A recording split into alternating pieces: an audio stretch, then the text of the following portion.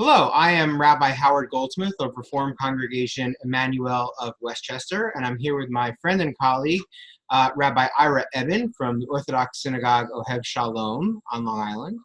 And this is Sacred Text Left to Right, back after a bit of a hiatus. And Ira, the question that I wanted to discuss today comes from the Torah portion, and it's right at the beginning of the book of Exodus. And the thing that always gets me is this notion that God remembered the covenant. God heard the cries of the Israelites and remembered the covenant. And what's always vexed me about this, and I'm hoping that you can shed some light and we can talk about it a little bit, is if God remembered, then did God forget? And how can God forget? Doesn't seem like a God sort of a thing to do, forget. How do you understand? Right. So, of course, God doesn't forget anything. And so he remembers all that is forgotten, as we say in the High Holiday prayers. And actually, it's an interesting question. So your question, this is the story of Passover, but it's really a Yom Kippur question or a Rosh Hashanah question, because there are three categories that we have in the High Holiday services. We have Malchiot, Shofrot, and Zechronot. We have mentioned the kingdom, we have mentioned the shofar, and we mentioned God remembering. And so that aspect is really it's not about God forgotten. It's that we give God the impetus, or we sort of remembering or mention to God to remember us. It tells we have 10 verses that tell us in the Amida of the High Holidays that tell us that God remembered us. He remembered Noach. He remembered Rachel. He remembered the Jewish people. It's not as necessarily that they had forgotten. It's just that ultimately we distance ourselves from them. So there was a billboard years ago. I remember seeing it online. It said it was about God, and said that I'm still here. I'm sorry, who moved, right? I mean, in other words, God stays the same. The question is well, we've distanced ourselves from God, and so when we give God the impetus to remember our merits or remember whatever reason why He should save us. So therefore, then that's we have the concept of zichronot. Is that clear, or is that a little ambiguous? No. I mean, I understand what you're saying, but it seems like part of it is a problem of translation, that remember means something different than zachor. Right. It's not remember the way that we think of remember in English, which is I forgot something, now I remembered it, or something had gone to the way back of my mind and now it was recalled, or I chose not to focus on something and now I'm going to focus on something. Or I would actually say the best translation is probably the last one, where God decides that it's now zachronot would be that God now decides to focus on us. In other words, it's not that He has a bunch of TV screens in the sky and He goes, oh, what's going on in Westchester or Merrick. It's God sees and hears all, omnipotent and omniscient, but nonetheless, if we're not meritorious, if we don't have our merits, then God will hide His face and not remember us, not face. And so here we're sort of putting ourselves in the forefront. We're putting ourselves back on the radar, where we say, God, we need your help. So when we scream out, "Mimamakim karaticha Hashem," I'm calling you out from the depths. God knows I'm there. It's just that now I remember God. I've moved back to God, and then God will come and answer me. So it seems to me that it's not as much a calling to mind as it is a taking action. That here, when we're saying that God remembers the Jewish people, it means that God is doing something about the Jewish people, remembering the covenants, not as in I forgot the covenant, but because of the covenant and because I hear the groaning and the great suffering, God decides, now I'm going to do something. Yeah, remembering. So it's really kind of remembering more as an action word as opposed to. I would agree. The example of this would be, let's say in Parshat Vayetze, it tells us that God remembered Rachel, and He opened up Tiftachet Rachma, and He opened up her womb. So therefore, the remembrance actually led to an action. It's not that God forgot about her, but ultimately, we understand Rachel did something to bring that God would remember her. And turn to her and respond to her. There's something really beautiful in that, both in terms of Rachel and in terms of the verse that we're dealing with now, that says that God doesn't act alone. God can, but that in our text, in this particular verse, God doesn't act alone, but as part of an interaction with the Jewish people, and that God isn't going to act in some sort of a vacuum, but rather as part of an interaction, as part of a relationship, that God is waiting for the Jewish people to interact with God rather than just acting for God's own sake. And for me, that speaks to sort of the partner in creation notion, that we can bring God's will into the world through our actions, through the things that we do and say. I think, as like you were saying, God turns his face towards us. Hashem panav elecha v'chunecha. God should raise his face towards us and bring grace. In other words, that yes, if we sort of call out to God or bring up even a negotiation, some sort of build the relationship with God, then God will turn to us as opposed to turning away from us. And so, but the impetus is really upon us. As we said, who moved? God never moved. God's the same exact place. What would happen is that we've distanced ourselves. And if we come back, then God will come back to them. God is close to all those who call him, all those who call him with sincerity. If you don't call God, then he's going to stay here and you're going to be somewhere else. But if you come close to him, then God will come close as well. Yeah, you're thinking. It raises, I think, once in a while, not too often. Okay. I don't want to strain myself. We're on live stream here. That's right. The notion that God is always in the same place is intellectually satisfying, but emotionally lacking. I want to, intellectually, I'm happy with that. It's like, okay, God is perfect. God doesn't change. God is immutable, that whole thing.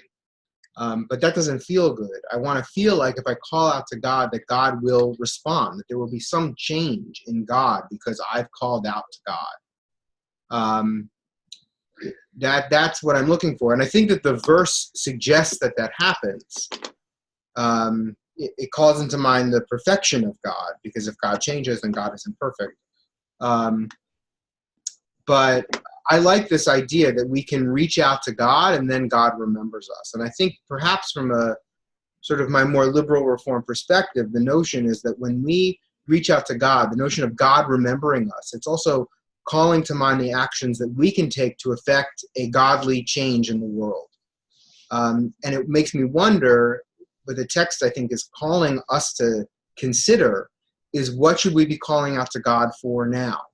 Where are the areas of our world that need to be redeemed right now? And how can we raise up those issues, raise up those questions within ourselves personally, within the Jewish community, and within the world writ large? How do we raise those up and help and have God remember those issues as well, and be able to cause godly action for those things? Okay, that sounds good, Howie. I know. I just think I think it's simple. I could say on a personal level, there are many times where I don't feel close. I feel a certain distance, and of course, it would be illogical to believe from an intellectual perspective that God has distanced himself from me. It's very simple: is that I haven't done enough, whether it be through spiritual prayer or through actions, to become godly. So the more we ask God, Hashem tzilcha yad yaminecha, we ask God to be our shadow on our right side. We ask God to emulate us. We ask God to copy us, which means if I come close, you could say he'll come close. If I act godly, right? Mahu afatem, just as he is godly, just as he does, so do I. If I act godly, I'm going to feel closer to him. I'm going to feel that natural closeness. And if I have an action that I do, whether it's feeding the hungry or visiting the sick or all these things that are godly actions, then I'm naturally going to tap into feeling closer to him. But that's not him moving, according to my understanding. That's us. We have moved, and then God responds by revealing himself, allowing us to feel connected to him. Going back to the text itself, Ira, do you think that if the Israelites had called out sooner, before 210 years, if they had called out at year 150, or if they had called out at year 57, do you think that God would have responded at that point?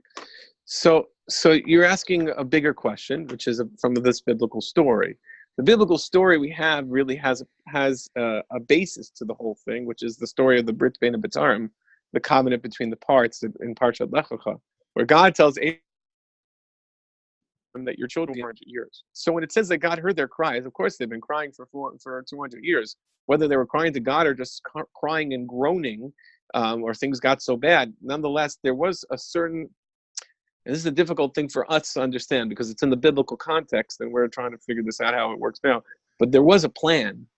There was a plan that the people will go through this enslavement, as was promised to Abraham, and then ultimately come out and become a great nation.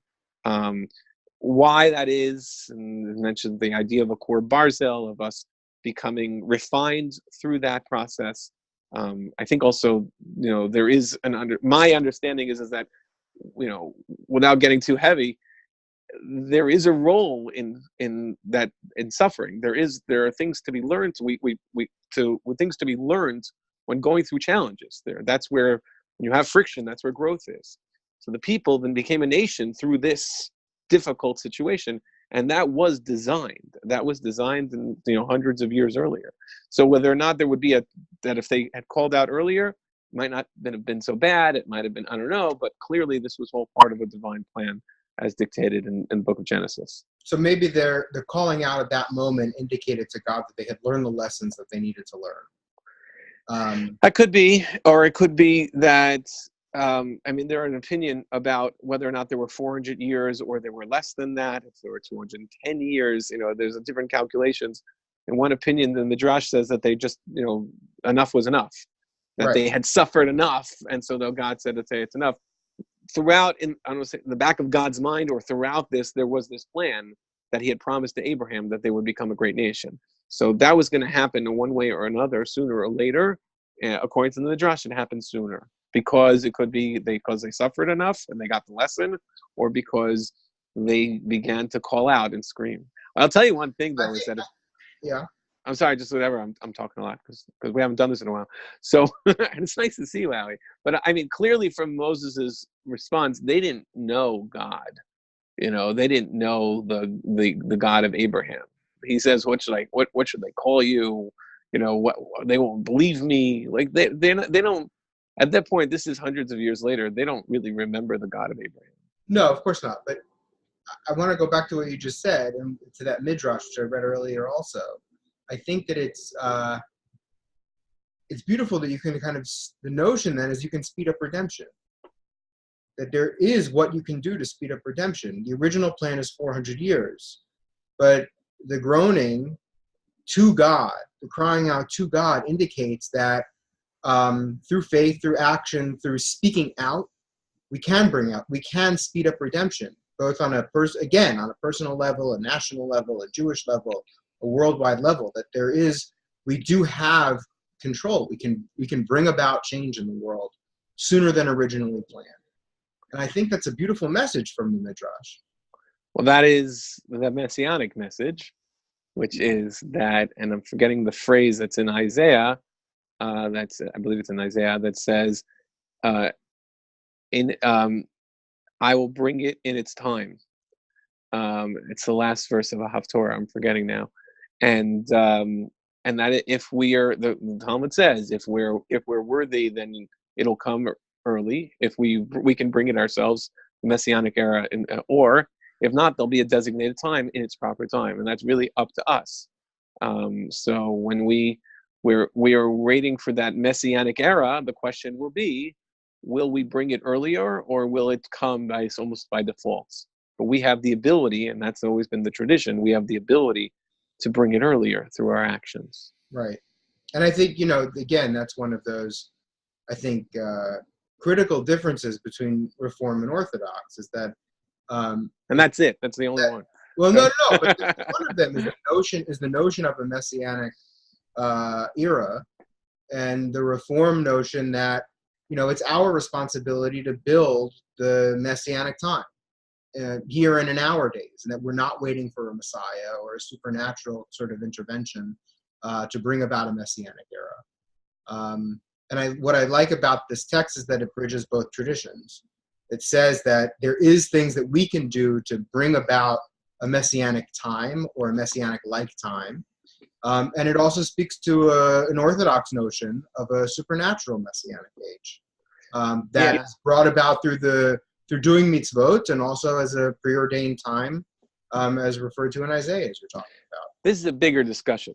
We should definitely dedicate at least 10 minutes, if not more, and now 10 minutes to have the discussion, because I'm fascinated to understand the Reform movement's understanding of Messianic era, and I'm happy to share where the Orthodox movement is. So I think that is a tremendous discussion, and actually has dictated a great deal of policy and how we live our lives over the last 100, 200 years. Absolutely. So that's a new topic. We should touch upon that when we get a chance. Well, then it sounds like we have what to discuss next time. Now that we're back, Howie. Now that we're back.